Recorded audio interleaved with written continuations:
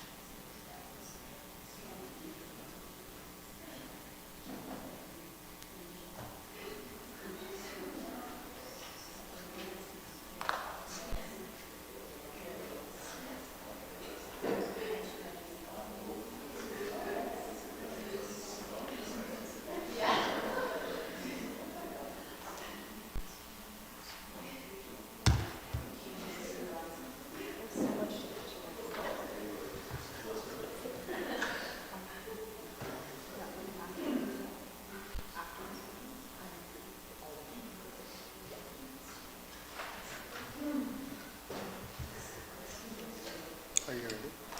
Oh, that's okay.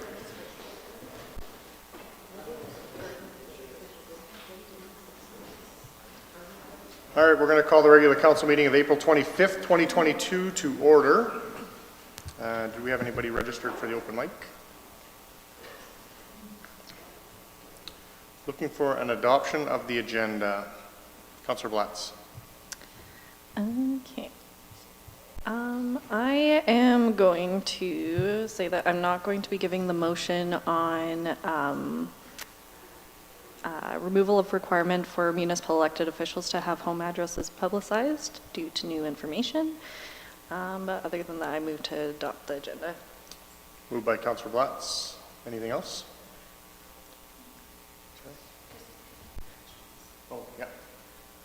We're going to be added an audited financials to new business 17F.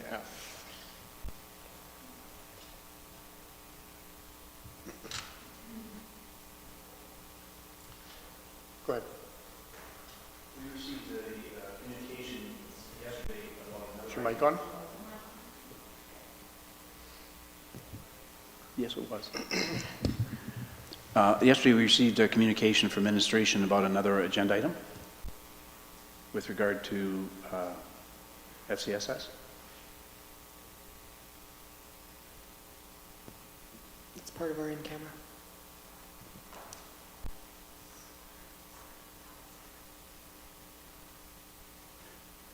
Just a point of clarification then, Mr. Chair. We can go in camera and decide to bring that out of in-camera, can we not? Correct, yep. Okay, thank you. There can be a motion made outside of the in-camera session. Thank you. Yep. Anything else? Move to adopt the agenda as amended. Those in favor? Carried unanimously.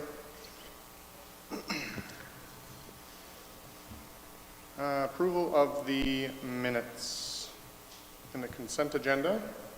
There was just one that we needed to make, was adding the change in the minutes for the adjournment in the regular council meeting. Was there anything else? Any other errors or omissions?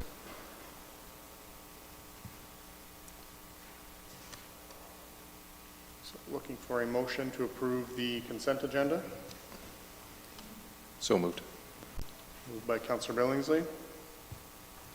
We're ready for the question. Those in favor? Carried unanimously.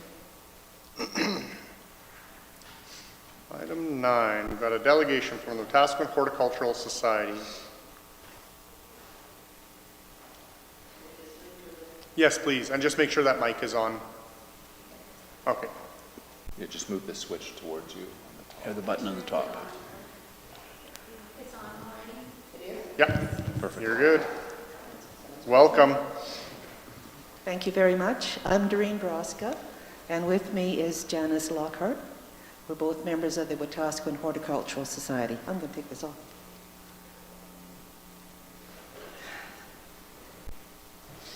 You can just swing it towards you and then you don't have to. And have you been able to figure out what it is that we're asking for? We would like you to consider declaring 2022 the year of the garden. If there's any questions that you have about the program or anything that we can tell you about our Hort Society, we'd love to be able to do that. Any questions? Councillor Nielsen. Thank you. So if your request is approved, what role will the Horticultural Society be engaging in? I will be perfectly honest with you. We have been out of the loop for more than 2 years because we haven't been able to hold meetings. We're really hoping that if we can get a little bit of publicity out of this Year of the Garden thing, that we may be able to wave the flag and say, hey, we're still here. We'd like to be able to continue with the work that we've been doing. Basically, I guess it's my contention that when people come to a town or a city, they want to know that there are certain things there that will support them and their interests. They want to know there's a library, they want to know there's a pool, and a certain segment of the people want to know that there's a garden club. Believe it or not, it's still of interest to a lot of people. So that's what we are, and we want to make sure people know that we're here. And this is one of the ways that we are hoping we'll get a little bit of attention. Thank you. Go ahead. Thank you, Mr. Mayor. I want to give you an opportunity just a little bit to let us know who you are and what you do, so that understanding is there, please. Sure. Now, before we had to shut things down, we were ticking along pretty good. We have been, like I said to you before, we always support the local greenhouses by having at least one group trip to a greenhouse every year, and sometimes two. We have invited people to our plant exchanges so that we can spread our various plants around. There's a theory about perennials. As long as you give one away to somebody, then you can, if yours dies, you can go back and get one back. You know, so perennials are pretty important to us. But one of the things that we started about 5 years ago was to revive the idea of a flower show. And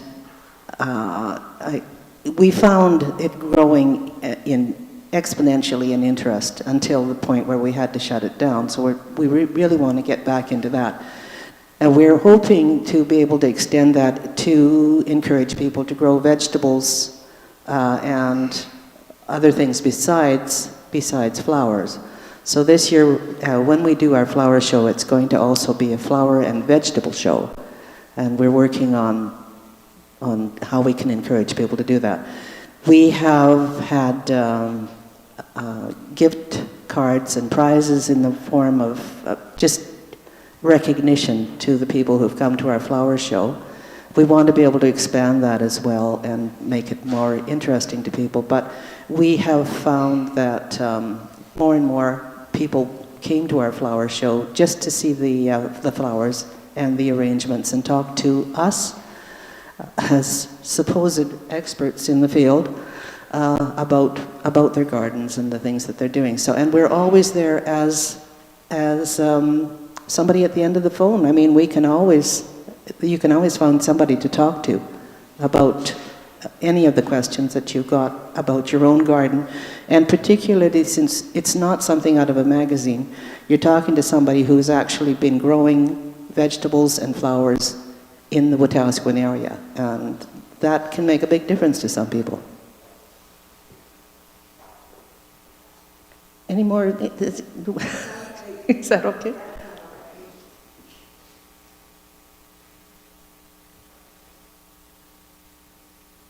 Good. Thank you very much. Thank you very much for your time.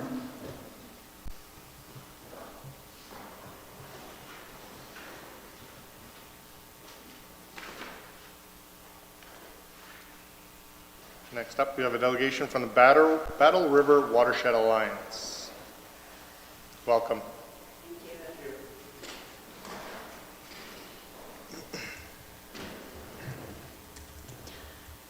Yeah, so just by way of quick introduction, I'm Sarah Skinner. I'm the Watershed Program Manager with the Battle River Watershed Alliance, and I'll pass it over to Carson to kick us off. Yes, my name is Carson Vienegard. I'm the Engagement Assistant with the Watershed Alliance. Thank you for having us here. So these municipal presentations are something we try to do every few years. Obviously haven't done the past couple, just to let especially new councillors know who we are, what we do, and to get familiar and talk about our work that we can do together. So we are a nonprofit NGO that we're based in Camrose, but we work to sustain the health of land, water, people, and communities here in the entire Battle River and Sounding Creek watersheds. We're a multi-stakeholder group. We work with a whole lot of different people and organizations, and we also have a big variety of people on our board, including municipal staff and councillors, and there's one spot open if anyone's interested in joining. It's a lot of fun. Have you been able to see the presentation we sent you?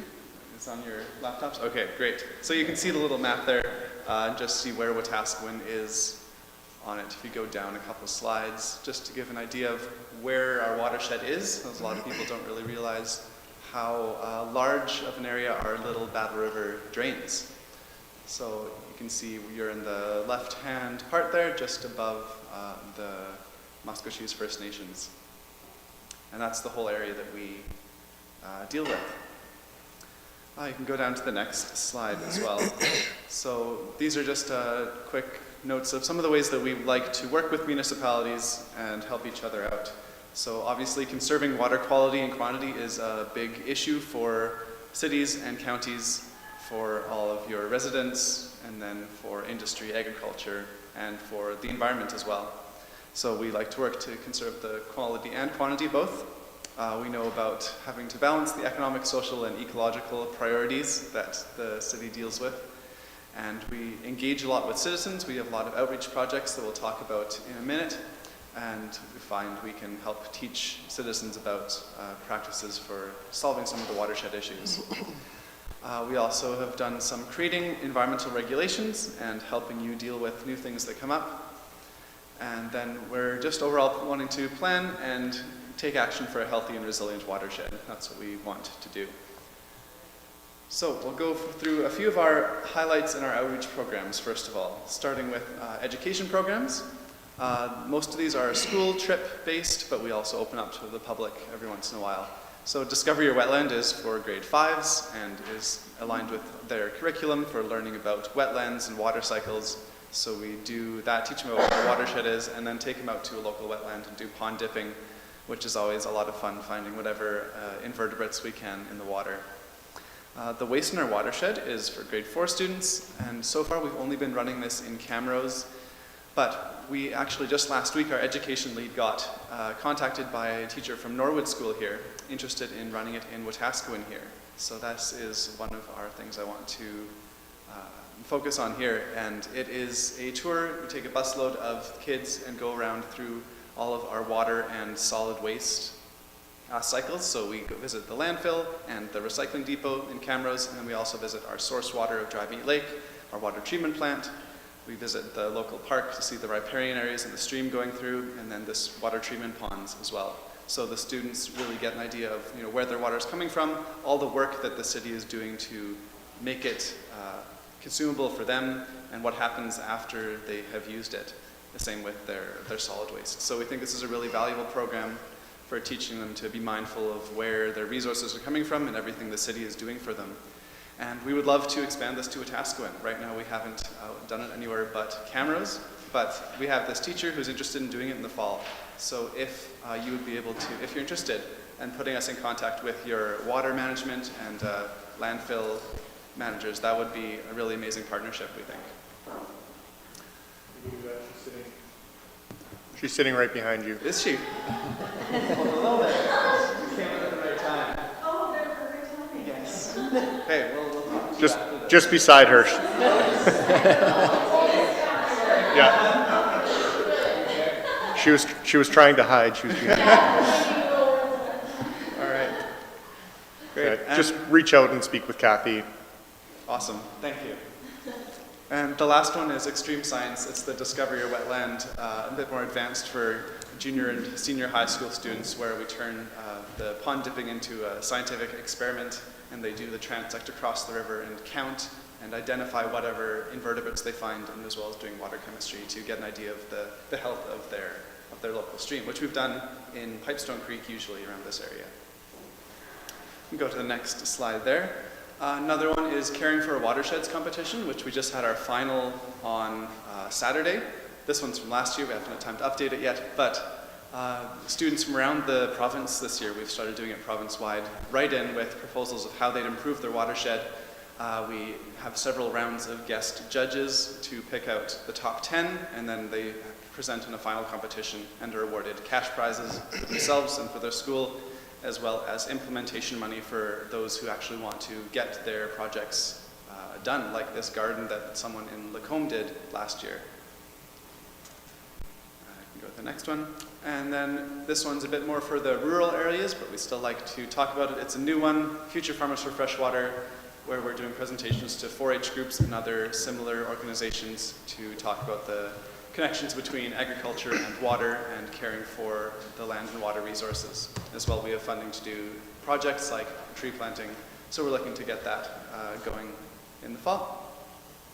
And the last one, the final outreach project, which is really fun, is our paddled battle guides. So if any of you are interested in paddling, kayaking, or canoeing, or if you want to share this, we think it's a really great resource to promote local tourism and recreation. We have put-in points, take-out points, distances, safety, and things to look for around and attractions. So there's some for Battle Lake. There's a few more if you want to scroll down. And they're all available on our website. You can take a paddle down Pipestone Creek, go up to Battle Lake in the headwaters.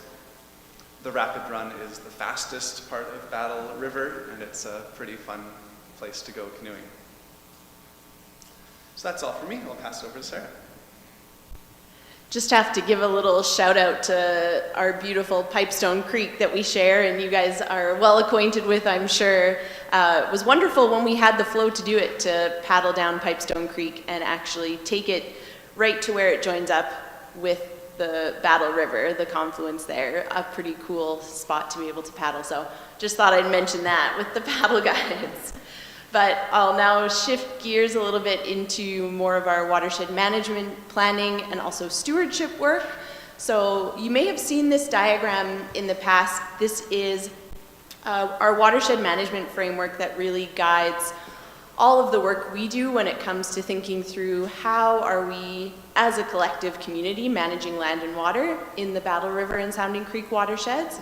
So this was developed right after our first State of the Watershed report came out back in 2011, and it was based on conversations with people, municipalities included, as well as lots of other stakeholders across the watershed, talking about what do we appreciate about this place, what are some of the concerns or challenges that we face, and then what are some of our hopes for resolution or solutions to some of those issues or challenges. And so that resulted in this framework here, and at this point we've developed, again in collaboration with people across the watershed, recommendations for 7 out of the 12 of these components, and the end goal being to complete recommendations for each of these 12 components that you see around the edge there. And really, these are recommendations for how can we best manage land and water together in this watershed that we share. What does that look like? Lots of different partners at play in that. It's something that can't be done by any one group alone. And municipalities are definitely crucial partners in both land and water management, I would say, especially when it comes to municipal development plans, land use bylaws. Those contribute hugely to how we are living and working and developing, managing land in this place, and that, by its very nature, influences water. I'm sure you appreciate that and see that in your day-to-day life here, even in the city of Wetaskiwin. So, and how it connects to the larger watershed around. You could scroll on down. I guess I would mention, related to municipalities playing that key role in municipal development plans and land use bylaws as an example, we're looking at focusing more attention in the near future on really that land use practices piece of the watershed management framework. So looking to pull together a group of municipal people. We're currently terming it the Land and Water Advisory Group, just to look more thoroughly into what are the connections between those municipal plans and programs and processes and broader watershed management. Where are they already working together? Where can we find those synergies to just make sure that, yeah, those municipal plans are talking to and in support of or mutually beneficial when it comes to those broader watershed management goals that we might have as a collective community. So just watch this space. We'll be in touch to see if any of you might be interested in sitting on a group like that to look more into those synergies between municipal and watershed management plans and processes. Oh, sorry, you can cruise back up. I'll talk a little bit more to this one and then carry on. But yeah, there's lots of ways that the city, I think, has already been greatly involved in our work and that we can continue to work together. It's everything from coming to these workshops where we're putting our heads together about how are we managing wastewater, drinking water, our local creeks and wetlands, how are we connecting with residents, how can we make sure that this place is as healthy as it can be. And so, yeah, those opportunities where we can come together, whether it's us hosting an event or us joining in on some of the discussions that are happening locally here for you, I think those are really valuable connection points. Just one example of a municipal partnership that we were really happy to be involved with was the Source Water Protection Plan for Camrose, so involving both the City of Camrose and Camrose County in looking at how can we protect the source water, in that case, of Dried Meat Lake. What does that look like at a landscape level to have that partnership between county and city? What are the practices and programs, policies that can be put in place to ensure that the quality of that water is maintained or improved? And that always, of course, comes down right to the land. You see a picture there of a rural landscape. Really important to look at those rural areas, but I think there's also a lot that we can do right in our cities, whether it's Camrose or Wetaskiwin, in terms of how we're managing our stormwater, wastewater, those things that you know very well. So yeah, great to have those discussions with you, because in many ways you know it best, and it's great to hear from you what's working, what's not, how can we improve, how can we support that ongoing work.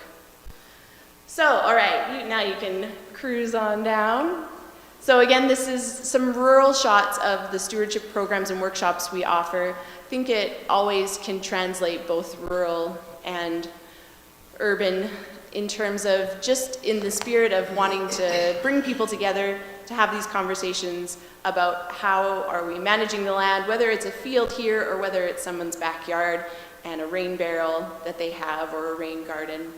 What does it look like to steward land and water in whatever context we're in?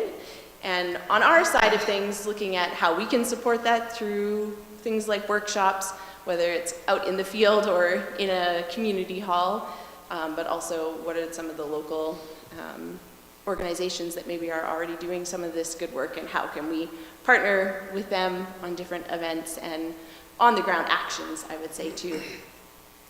So, next slide. One of the projects that we're really excited about recently is this Riparian Intactness Assessment project. So over the past few years, we've been using satellite-based imagery, so you can picture Google Earth, using that type of imagery to look at riparian intactness, so how intact our riparian areas are in terms of natural vegetation primarily, how much human disturbance there might be in different areas, and also not just looking at the intactness, but what's happening in the surrounding landscape and how can that influence areas that would potentially be a high restoration priority, so areas that are currently less intact, but we could put some work into restoring the health of those areas, and then also areas that would have a high conservation priority, areas that are already very intact and that we might want to work to maintain the health or intactness of in whatever ways we might be able to do that. So we now have this riparian intactness data for many, many thousands of kilometers of streams, lakes, the river itself, across the Battle River watershed, also a large swath of the North Saskatchewan watershed and beyond. And so, yeah, we hope that this new data would be of use to you. Even right here, you can see the City of Camrose report is highlighted there. But yeah, wanting to share this data with you right here in the City of Wetaskiwin in a way that's helpful. So we've created these municipal summary reports. So I actually have the City of Wetaskiwin here in hand. And we do have these paper copies to share with you today. We'll hand them out at the end. And yeah, hopefully a way that you can look at the data for right here in the City of Wetaskiwin, as well as on a USB card that we'll hand out. We have both this report as well as the County of Wetaskiwin report, because maybe it's helpful to look at the surrounding landscape. What is the broader health of creeks throughout this area? You'll see in here that it's about 6 kilometers of mostly unnamed creeks that we assessed in the city, but being able to see how those creeks are connected to, well, the rest of the creek itself, as well as the rest of the watershed in the county and beyond, maybe of interest to you, especially when it comes to what are the steps that can be taken locally to conserve these areas or restore them if they're in need of restoration. And so, yeah, I wanted to share that data with you today. There's also, the map that you're seeing there is actually an online website, the Riparian web portal, so you can peruse all of the data there if you're interested. There's also more resources there about what are riparian areas, why do they matter, what can we do, what are some of the tools and resources that can help us to take action to protect these places that are incredibly important for watershed health. So we'll leave that with you to dive a little deeper into that data if you're interested and see how it might apply to you here in the city. And on to the next slide. Yeah, just a brief discussion, not much, but wanted to highlight the different funding sources that we have as a nonprofit organization. Our core funding comes through Alberta Environment and Parks, as well as funding provincially through different grant programs that come up here and there.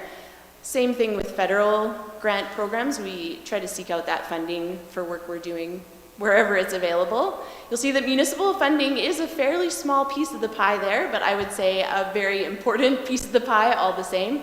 I think it's really significant to be able to contribute local dollars to programs and projects that stay right here in the community or our broader watershed community, I would say. So tied in with that, I won't touch on those other areas here, but if you scroll down again, one of the programs that we wanted to highlight today, and it's also a stay tuned, you'll be getting a letter, a follow-up letter from us, but we have what we call our Invest 50 campaign. So this is our request to municipalities that they would consider funding our organization in the amount of 50 cents per capita, so 50 cents per person in the City of Wetaskiwin. And so, yeah, that goes towards the various education and watershed management and stewardship programs that we offer. So you can watch for that letter from us with that request. And then just reiterating here, that Land and Water Advisory Group will also be in touch with more details about that once we have them.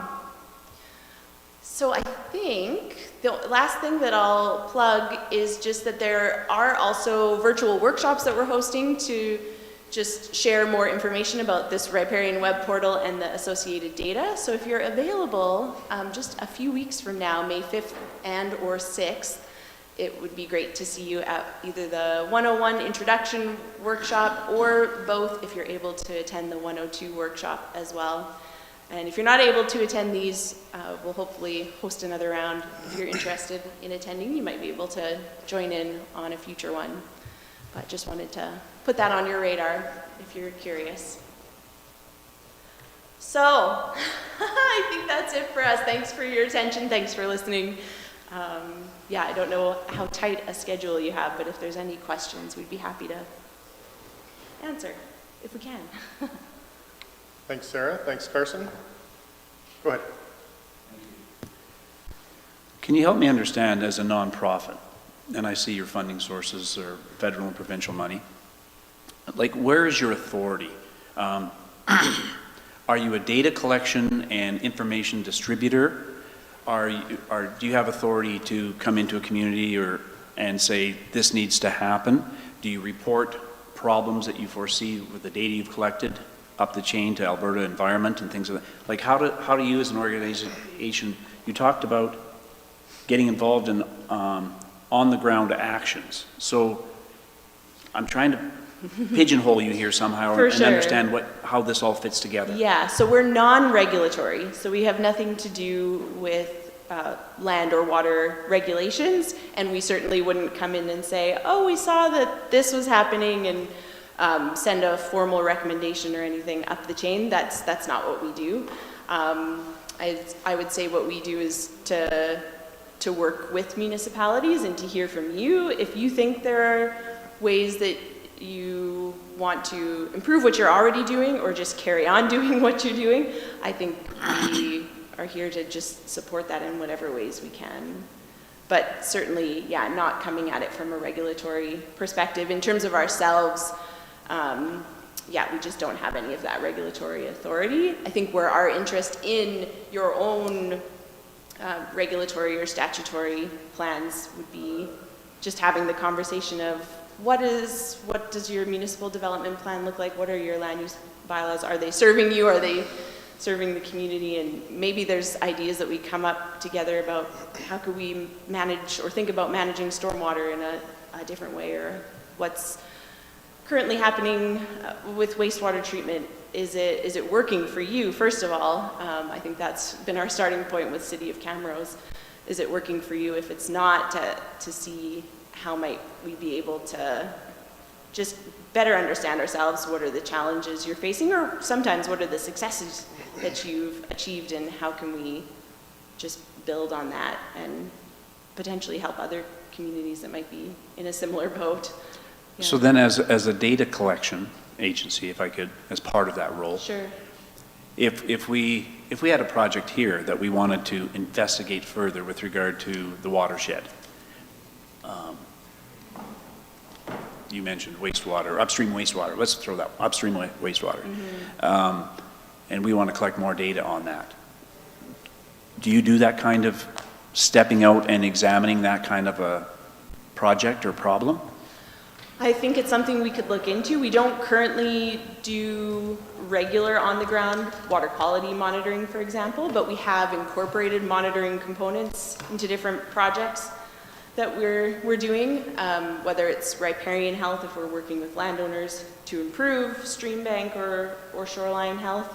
It could be water quality monitoring, like we have the student, more citizen science programs, but I think there would be opportunities to partner with groups who do more of the robust water quality monitoring, if that was what was of interest. Thank you very much. Anything further? Look for a motion to accept as information. By Councillor Nielsen. We're ready for the question. Those in favor?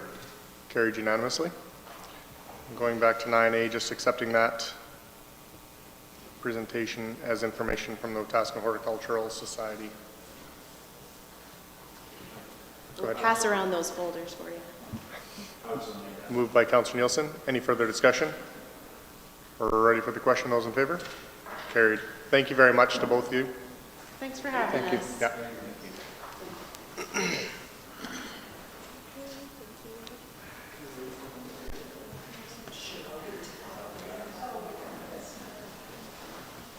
Thank you very much. Absolutely.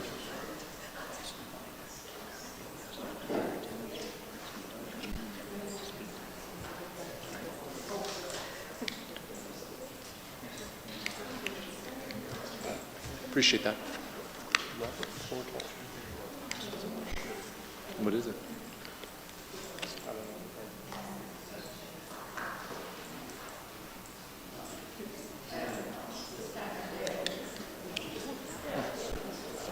Doesn't look like USB to me.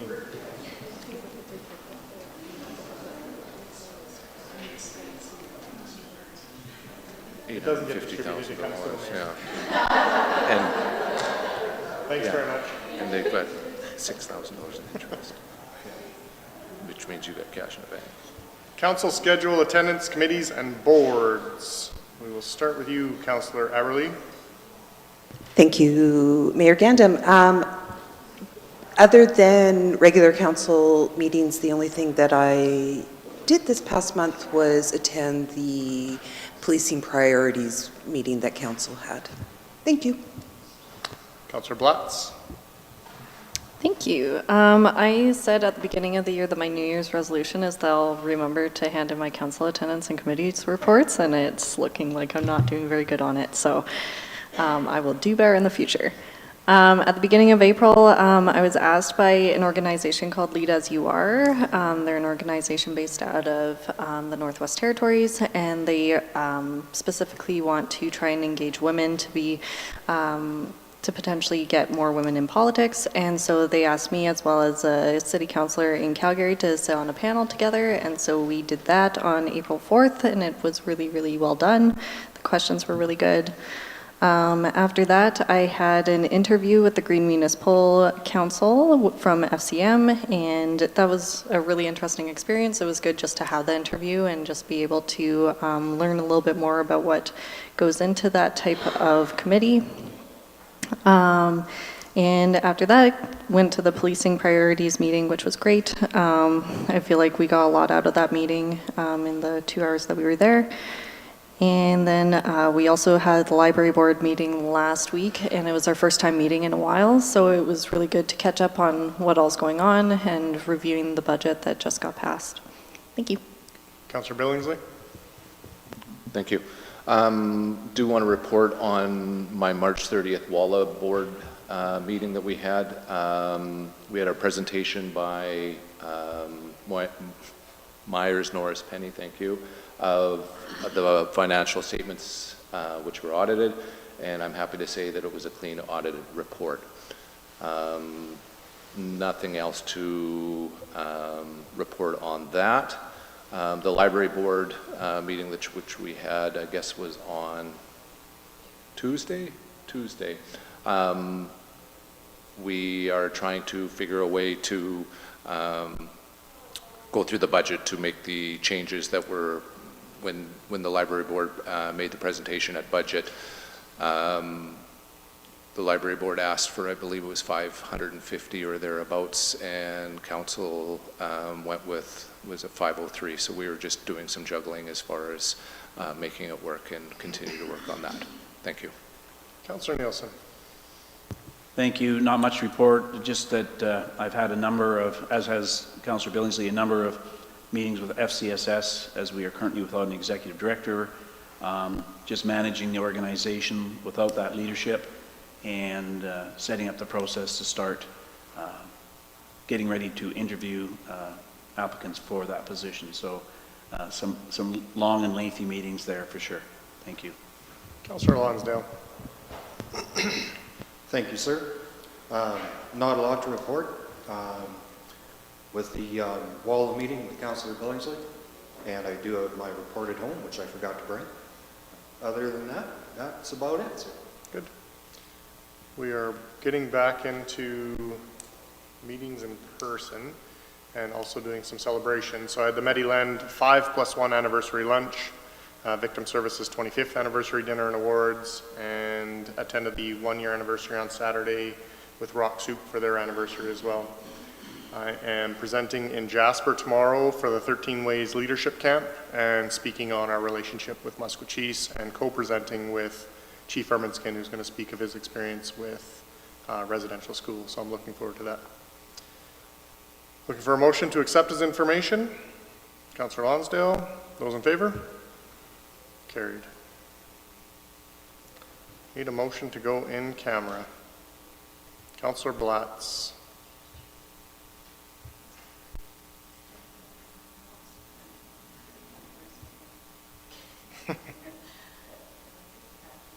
You can just move that we're going in camera. I move that City Council proceeds with the meeting in camera. Moved by Councillor Blatz. Ready for the question? Those in favor? Carried. And Sue, you can let us know who you need in here.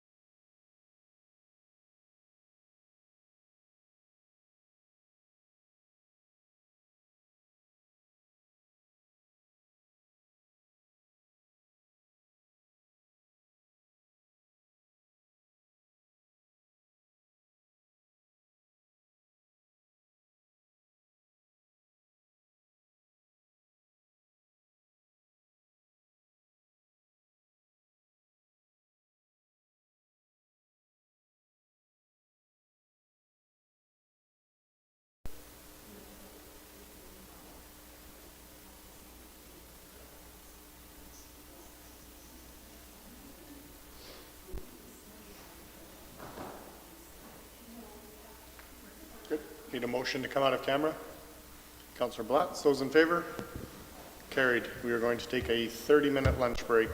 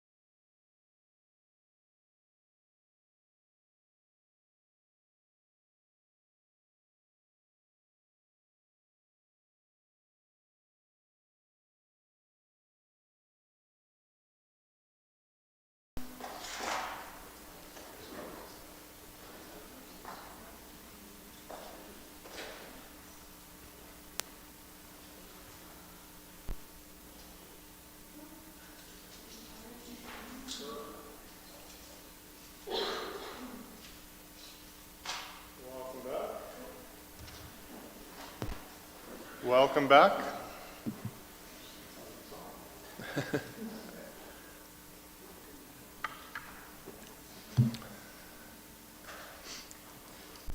Okay, item 17A, new business, city-owned building lease policy approval. Welcome, Natasha.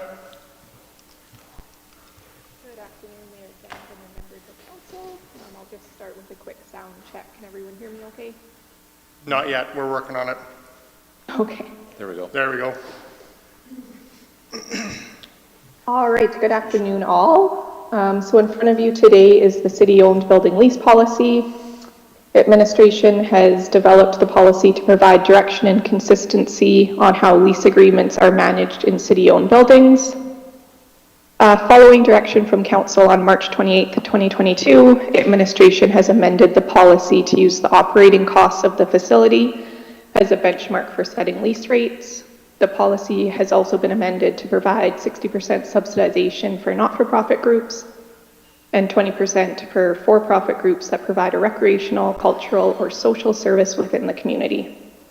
The policy has also been updated to include a clause that states if a tenant's lease rate is increasing by 70% or more, the rent will be adjusted by 50% of the proposed increase.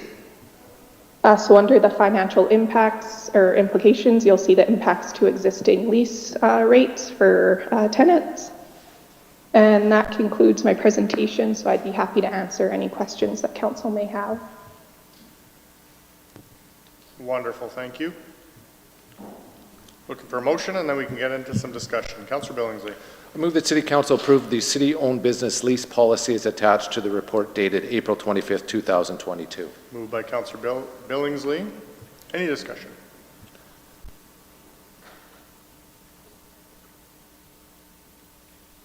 Councillor Nielsen.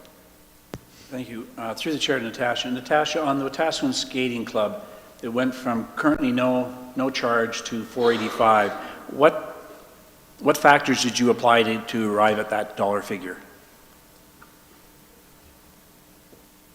Through the chair to Councillor Nielsen, currently they do not hold a lease with the city, so under this policy, anyone who rents space in a city-owned building, this policy would apply to.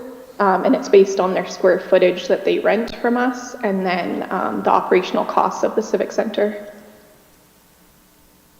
And what would the per square foot cost be for that space? Well, the space is, I believe, 99 square feet.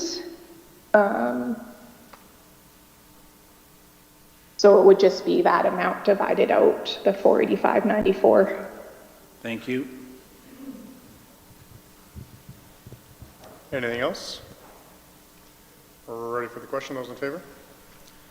Thank you very much. Thank you so much, Natasha. I know that you guys put a ton of work into this, and to be able to get through this now, I'm sure is a big thing off your plate. Two things for you. I had somebody reach out to me and tell me how amazing you are in something that they were dealing with, so good job for whatever that was. And if a group wanted to set up a big picnic at By the Lake Park, they're not looking for a closure of anything, they're just expecting a large group there, do they need to do anything with the city to make that happen, or can they just show up there and use the park as it's intended to? To the chair, we just ask that they fill out the special events application. That just gives all departments a heads up so we can make sure that, garbages are emptied and the grass is mowed and everything's looking sharp.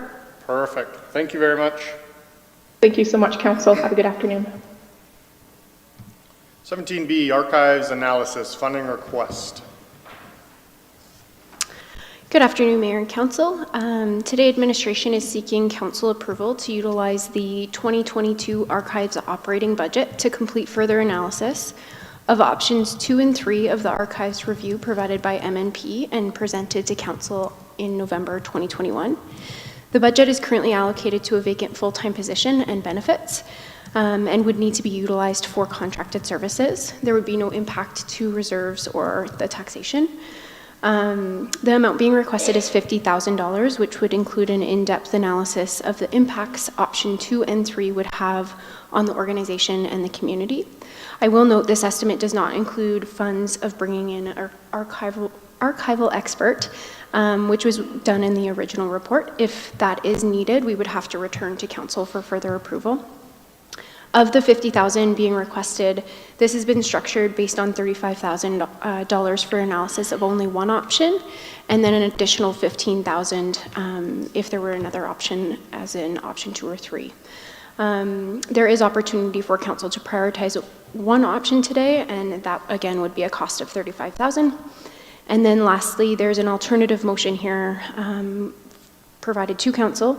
It's an option where administration would be directed to engage with local agencies on taking over the archives function. This option would not have any upfront cost outside of staff time to initiate and report on this engagement. However, there may be future needs through a transition period or long-term funding requests that would come from that. The risks associated with this motion are that we haven't, or we may not receive interest from local organizations, which would impact administration bringing that full analysis back to council for the end of Q3 2022. So today we're here looking for direction from council on whether we continue with further analysis of options 2 and 3 with the funding, analysis of only one option, and which option that would be, analysis of both options, and also engaging with the community organizations, or if council would prefer to just move forward with engaging local organizations at this point. And that's it. I am open to questions from council.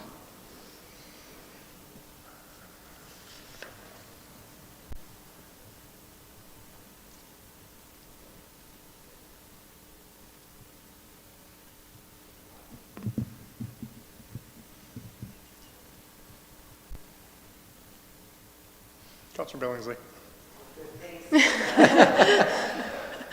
I'd like to make a motion. I move that City Council directs administration to engage with local agencies to manage the archives function and bring back a report outlining options, timelines, and costs by Q3 2022. Moved by Councillor Billingsley. Any discussion? Councillor Aberley. Thank you, Mr. Mayor. Through the chair to council in general, I think that we need to have a wee discussion about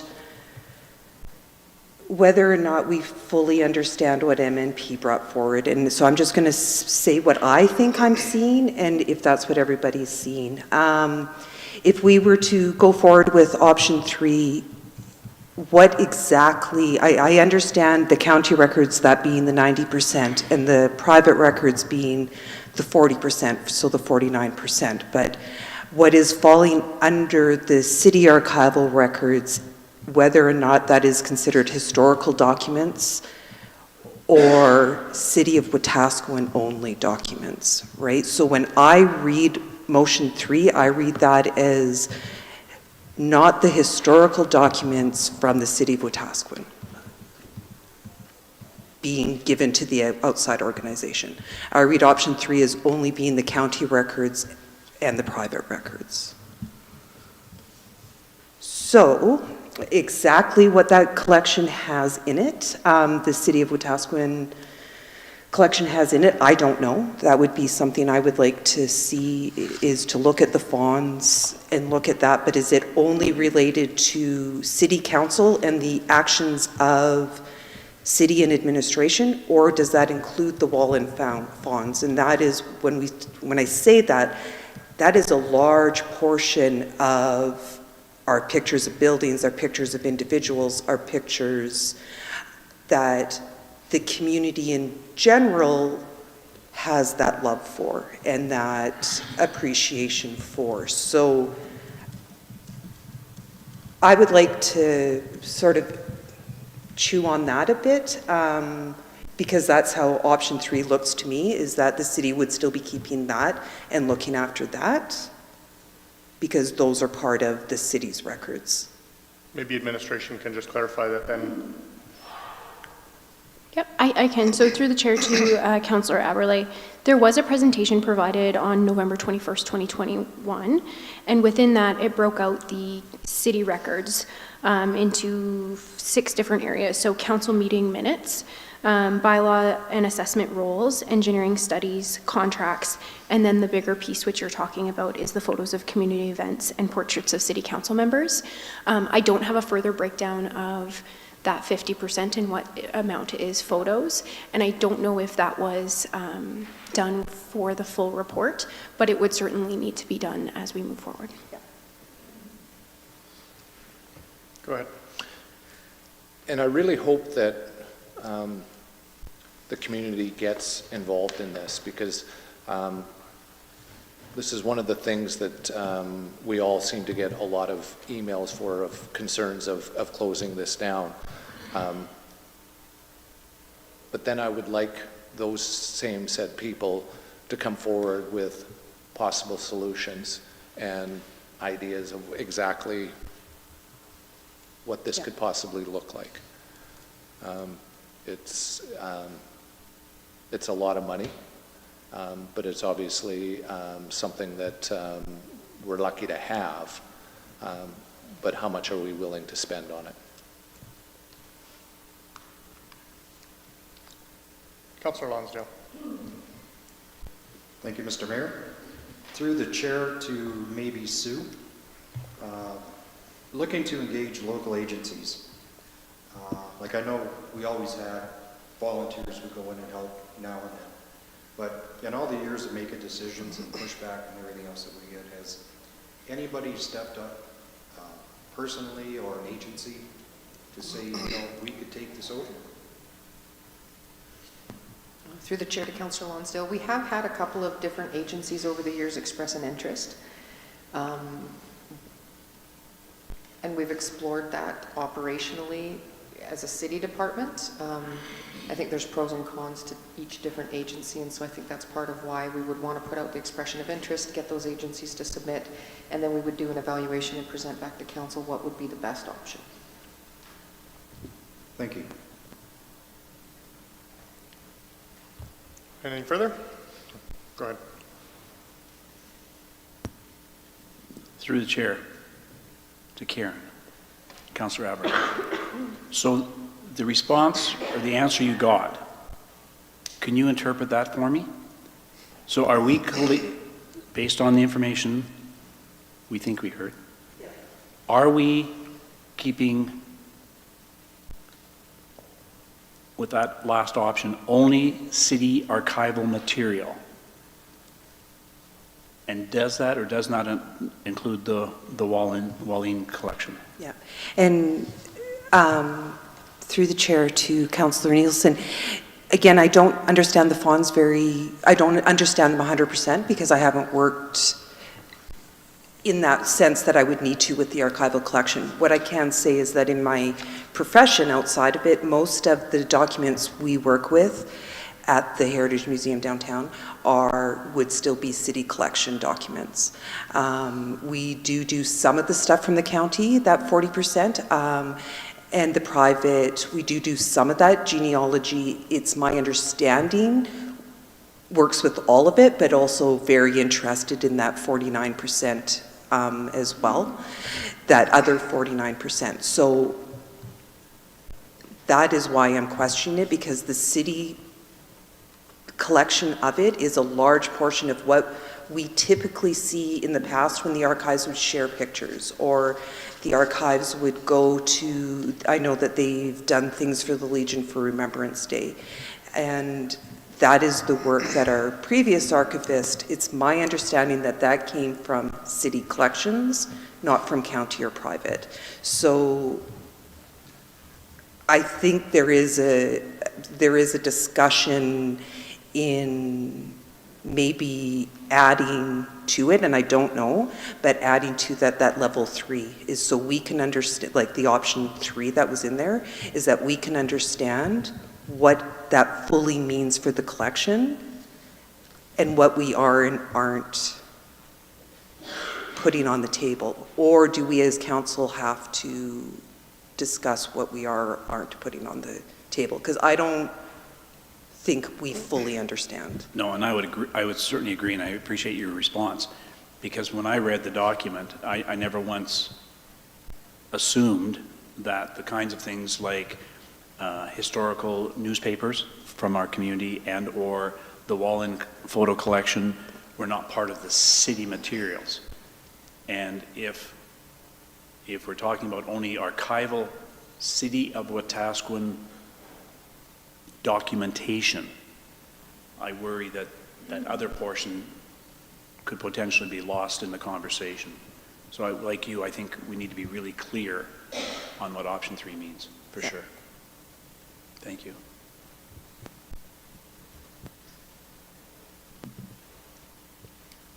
Ready for the question. Those in favor? Opposed? Carried unanimously.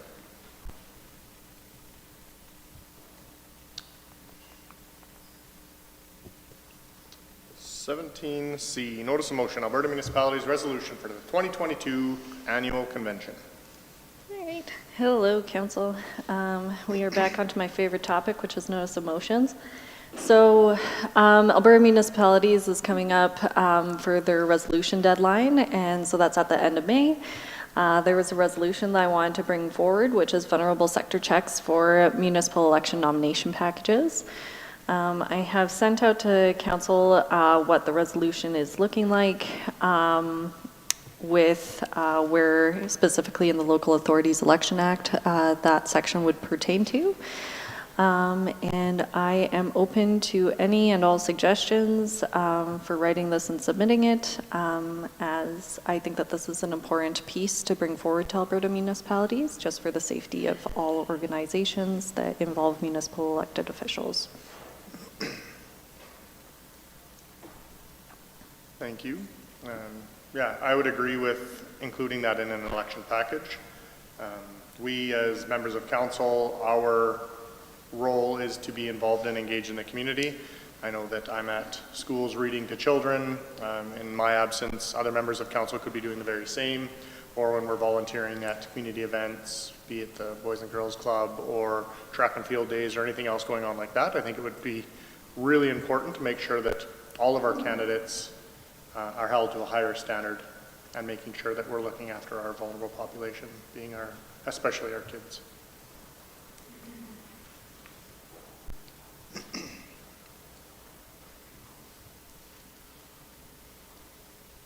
Go ahead. Through the chair to Councillor Blatz. Is your mic on? Yeah, just talking really quiet. Through the chair to Councillor Blatz. Do you see, with regard to a vulnerable sector check, any timelines? So for most jobs that require a vulnerable sector check, it's usually a valid one within 6 months of application. So it would likely be within 6 months of sending in your nomination package. Sorry, I misrepresent my question. So I'm wishfully 45 years old again, running for council. Yeah. And I did something really foolish when I was 17 years of age. Yeah. Is there a time period where past history doesn't end up biting you in the wazoo? I'm not too sure how long they stay on vulnerable sector checks for. I'm sure that there's a time limit on it, but I'm not too sure. I don't run them, so I wouldn't know.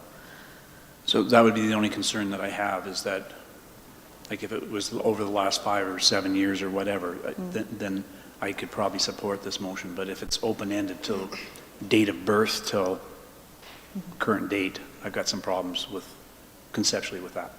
Okay. That was my issue with it too, if we were including the criminal record check to go along with it. But I think in terms of it being a vulnerable record check is a lot more, I don't care if it happened 57 years ago or not. I think that there's precedent there and we need to protect the youth, especially, and that would be my recommendation or my support in the motion, is that it is for a vulnerable criminal record check and not just a criminal record check.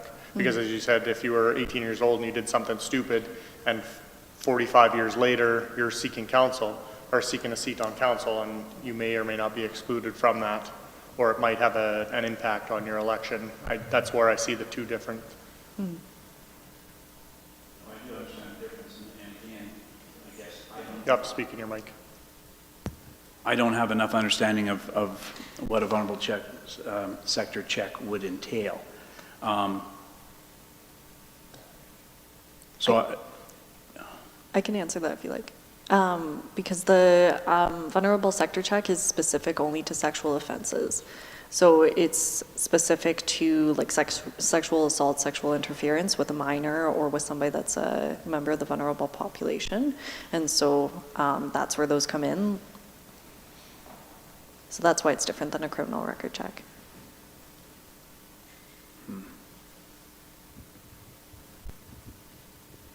Councillor Billingsley. And would this, once this check is done, and someone tests positive, I don't know what exactly or however you want to state it, what happens next? So they are on this check and they have priors. Does that disqualify them for running for public office? Yes.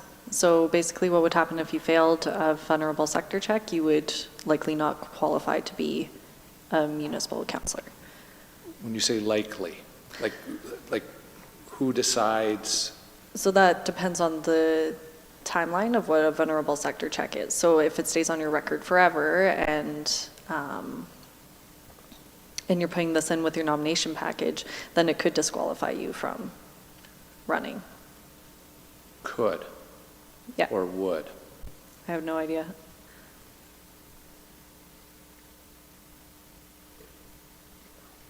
Councillor Aberley.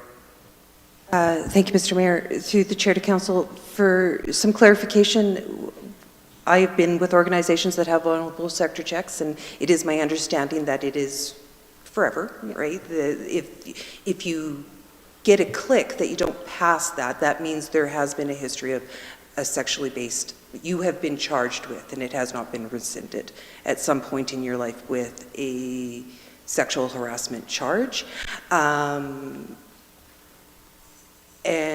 it is up to the organization then to decide whether or not, right, we do not allow somebody to, that gets written into the bylaw or into your policy. Somebody with a vulnerable, who does not pass the vulnerable sector check is not allowed to be on our board, work with our kids. There are rules behind it. So that would be answering into that is my argument towards it. I'm fully in favor of the motion, and my argument towards that would be not able to work, you know, be a politician because of our role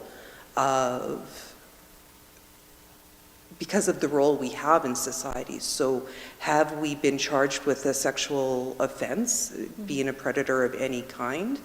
That would not allow us into the public to work one-on-one with them. But of course that could be up for debate. But Councillor Nielsen. But if we follow the process in terms of this going before MA,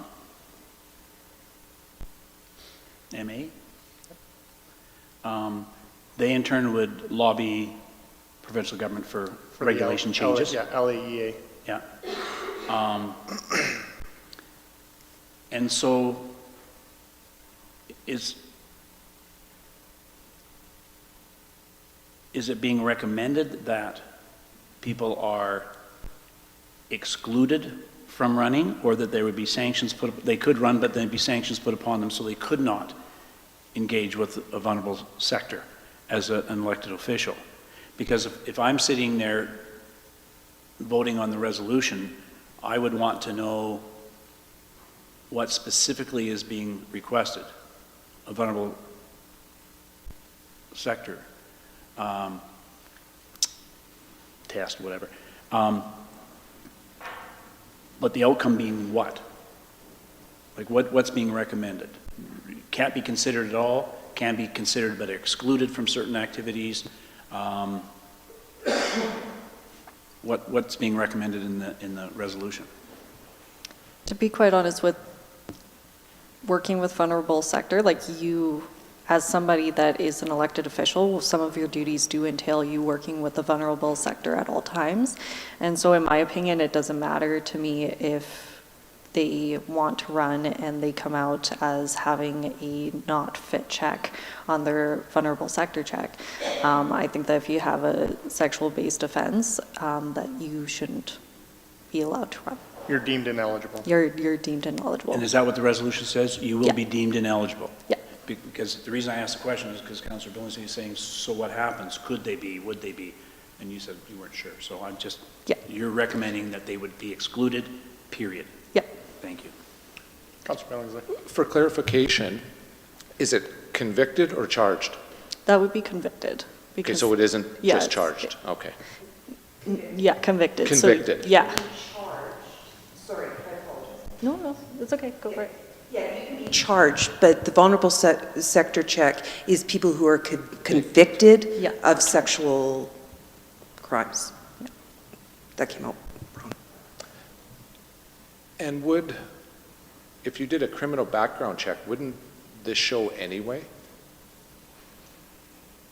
If you've been convicted, it would. Is that fair to say? I would imagine so. I think the only difference, though, is that if the criminal record part of it isn't what's going to exclude you from joining a board, committee, job, whatever, but a vulnerable record check would, or a vulnerable sector check would, right? So you have the difference between the two. You can have a criminal record and still work at ABC Clothers, but you can't have a vulnerable record or sector check come back with a charge on it and be able to work there. Okay, thank you. Anything further? And you'll all have the opportunity to vote on it and speak at it at convention in September. We're ready for the question, those in favor? To what? No motion has been brought forward. Oh, I thought you made the motion, I'm sorry. No, that was my bad. No, that was my bad. I move that City Council gives permission for the City of Wetaskiwin to put forward resolution for the Alberta Municipalities Convention 2022 entitled Vulnerable Sector Check for Municipal Election Nomination Packages. Which would exclude them from being eligible from a municipal election. Yeah. Do you want me to include that in the title of the resolution? Probably, but for in terms of the motion for council to pass it, Yeah. if that's what they're supporting, then it should be part of the motion. Okay. So sorry, for clarification, the disqualification will be part of this motion then? Should be, yep. Yeah. That way you know what you're voting on. Yep. That's fair.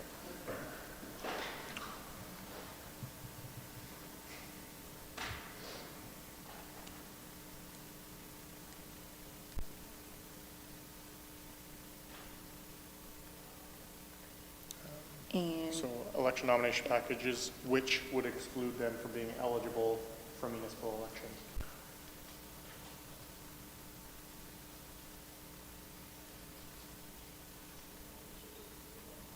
Being eligible for a municipal election. To run in a municipal election, I guess. Sorry.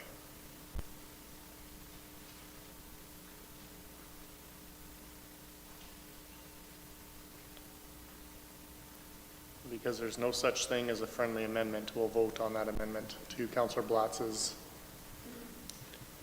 motion. So the amendment being just adding in being eligible to run in a municipal election.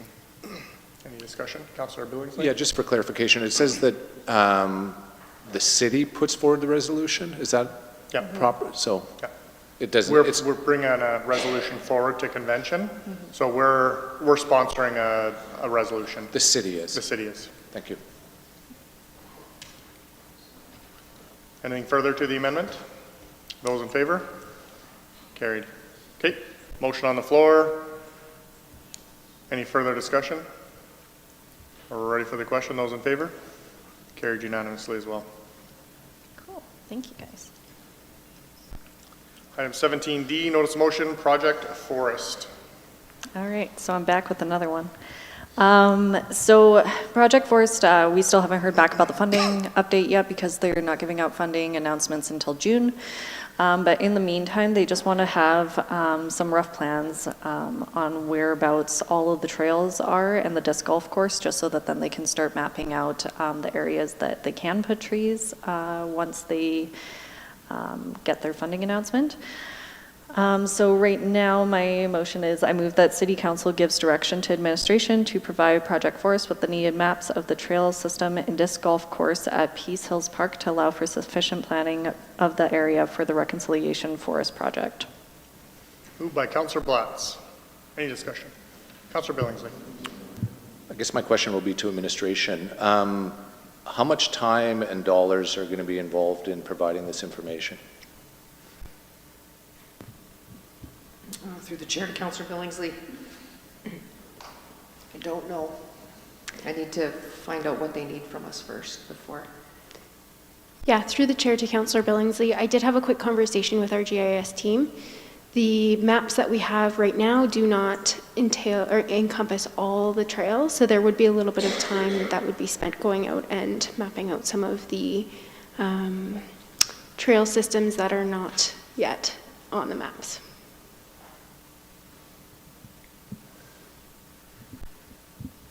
And I do not currently have an estimate on how long that would take.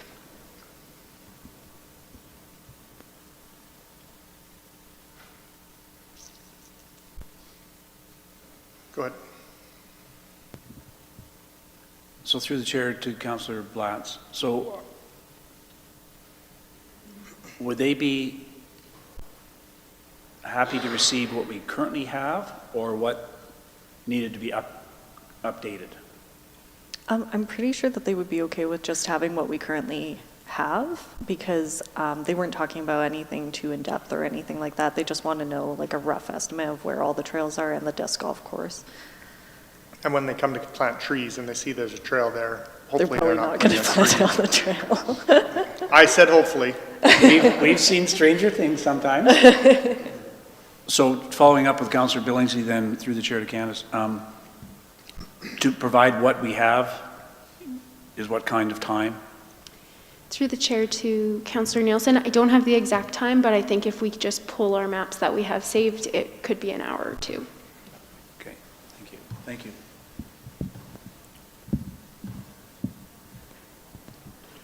Go ahead. Thank you, Mr. Mayor. Through the chair to Councillor Blatz. They're looking for maps. Now, are they looking for just like paper maps like this, or are they looking for aerial views? From what I understood from the information that they provided to me, it's just paper maps. Okay, Yeah. thank you. Yeah. Anything further? Ready for the question? Those in favor? Carried unanimously.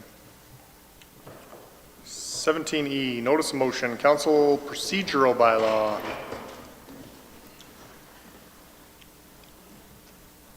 Are you speaking to this or am I? If you want to start, and then if there's questions, I can help. All right, we touched on this a little bit at our last council meeting, just including our committee of the whole meeting as a part of our regular council meeting.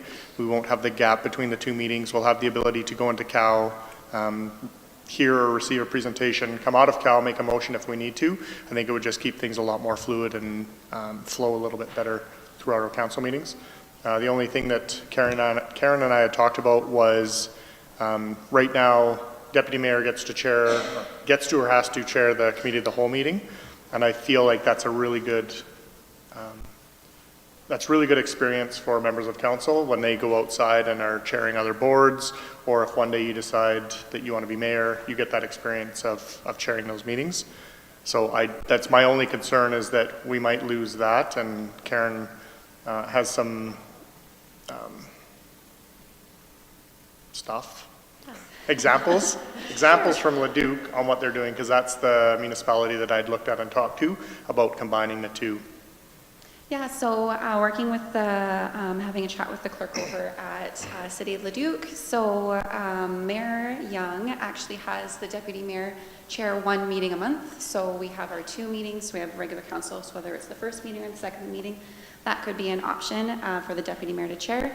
How that works for the meeting, though, is the mayor still has to open the meeting, and then he can give the chair away to the deputy mayor. The fun part with that is if the deputy chair decides to not give that chair back to the mayor for the rest of the meeting, they get to keep it for the entire meeting. But if you do have the choice, not that you're feeling uncomfortable, but if there is a point where you want to give the chair back to the mayor, you are able to do that, and he can run with the rest of the meeting. So.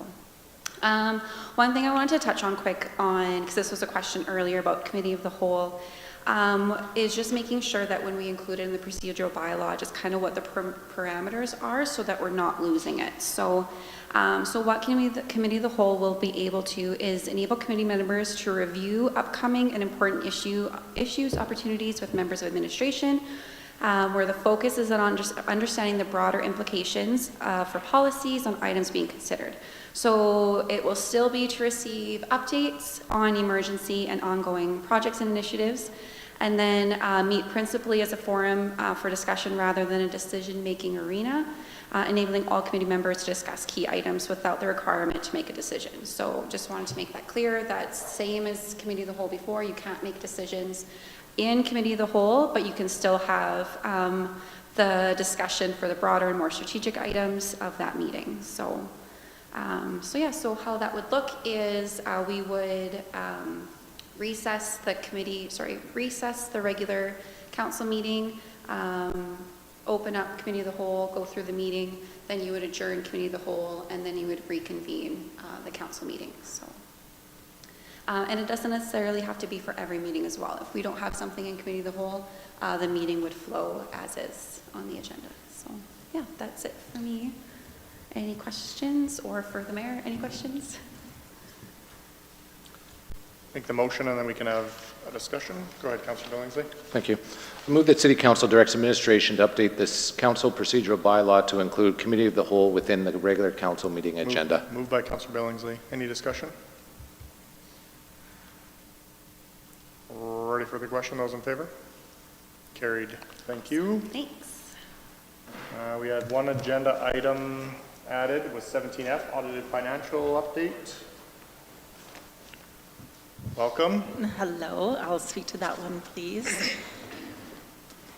To the mayor and council. Just make sure you're speaking. Sorry, can you hear me okay? To the mayor and council. As part of the project of us looking at providing accurate financial information and making sure that council is up to date on that, we are making sure that we bring to you updated information on the responsibility of the municipality, and that is to prepare financial statements and for the preceding year, to make sure that those financial statements get approved by the auditor and that those reports come back to council, and to make them available to the public in a manner that the council considers appropriate by May 1st of the year following the year the financial statements have been prepared. We're coming forward at this time, as you're aware, that of course we are still putting those together. So we do want to ask that for council consider directing administration to request a 1-month extension to municipal affairs for the submission of Wetaskiwin's audited financials. We are very close to doing that. The auditors will be in over this next month. They have started some of the review at this point in time, and with the approval of your motion, then we can direct or request municipal affairs to include that extension, which at this point they normally do it for 1 month at a time, and we don't believe that we will need longer than that 1 month. We're hoping then that the auditors will be able to come back to your later meeting in May and be able to present you with those actual audited financial statements, and hopefully go forward from there. And at that point too, in May, we'll start presenting you with the regular quarterly financial statements for this current year as well. So stating that, I would request that if someone could move that City Council directs administration to request a 1-month extension for municipal affairs for the submission of Wetaskiwin's audited financials, please. Go ahead. I move the City Council directs administration to request a 1-month extension from municipal affairs for the submission of Wetaskiwin's audited financials. Moved by Councillor Nielsen. Any discussion?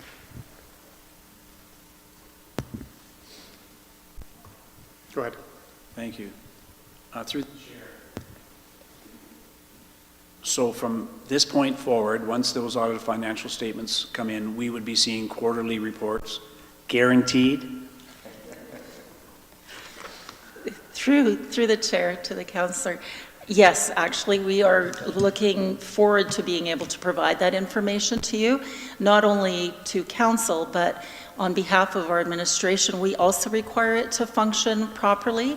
We're very pleased, as you may have heard, that Jody will be returning in the capacity of budget grants and reporting in those terms, and we are going to be having Michael, who will be moving from the FA into the finance supervisor for accounting and reporting.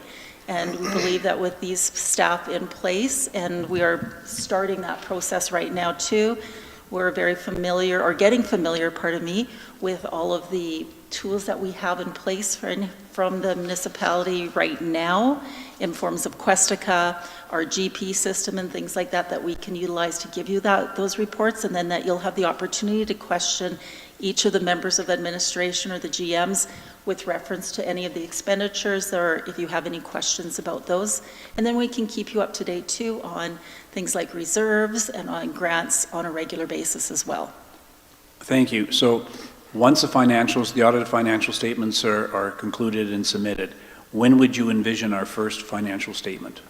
Well, at the point that when those are completed, that we would actually be able to, at that same time, present you with the current up-to-date for this year as well. Great, thank you. Okay, you're welcome. Thank you for your patience as well. Someone going to make that motion?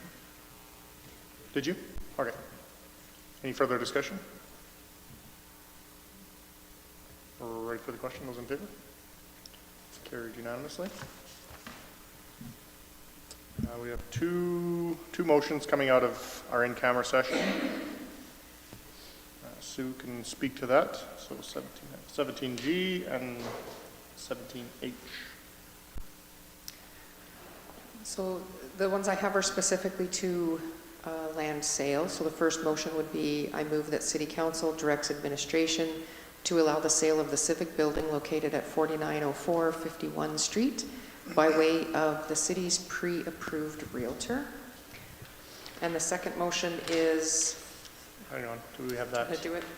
Yeah, one at a time, and just make sure that Juanita has it.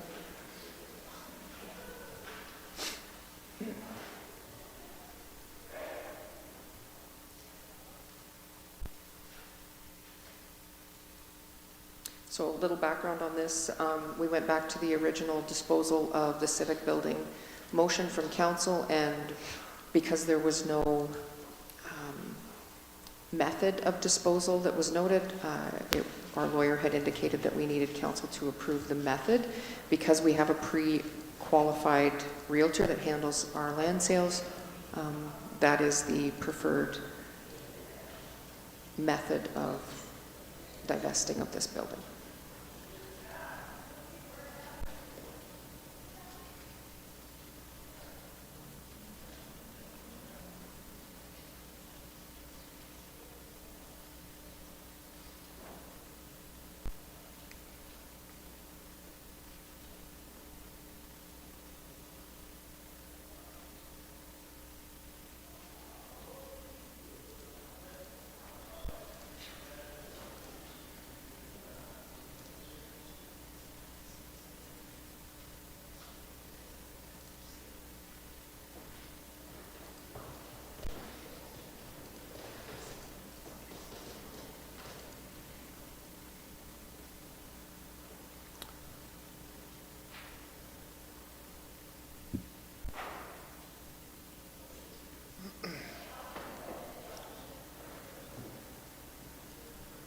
Look for that motion to be made. I move that City Council directs administration to allow the sale of the Civic Building located at 4904 51st Street by the way of the city's pre-approved realtor. Moved by Councillor Lonsdale. Any discussion?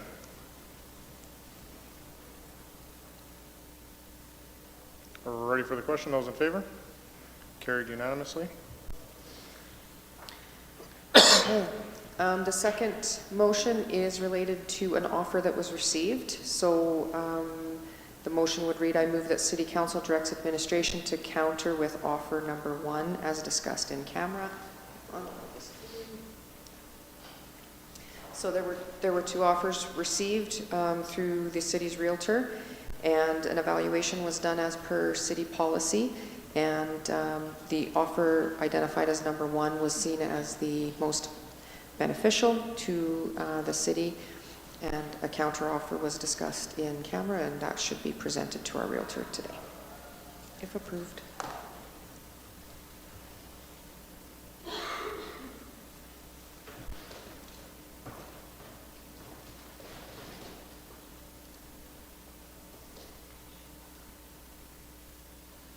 Someone want to make that motion?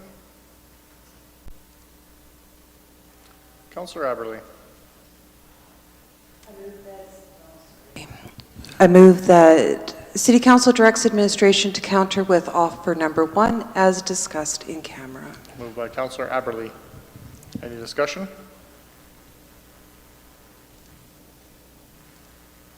We're ready for the question. Those in favor? Carried unanimously.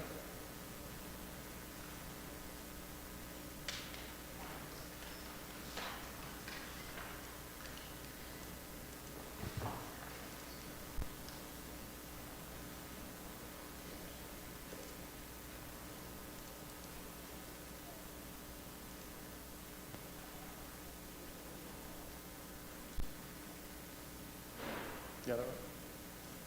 Yep. Okay.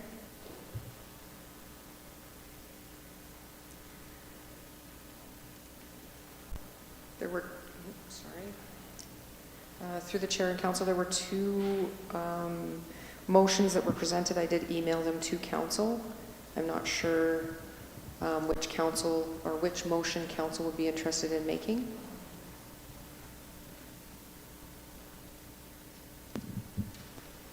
Councillor Billingsley. I would like to speak to that. I'll move that City Council directs administration to request the Wetaskiwin FCSS Board to discuss the request as a board to make the final decision on behalf of council. Moved by Councillor Billingsley. Any discussion?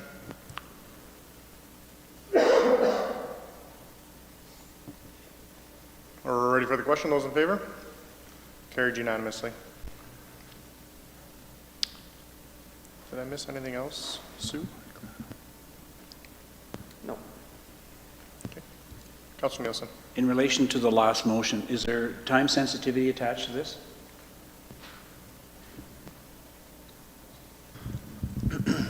Through the council, through the mayor to Councillor Nielsen. Administration will need to get a decision from Wetaskiwin FCSS this week, or we will be in a position where we have to pull the trailers.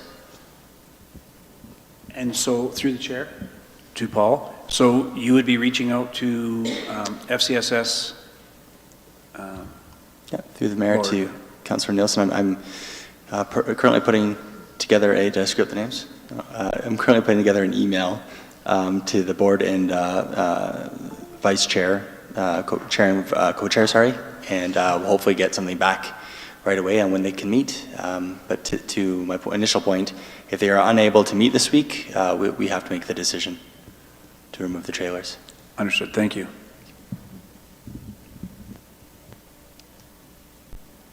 I have a notice of motion for declaring 2022 the year of the garden. We can have that discussion at our council meeting next May 9th, I believe.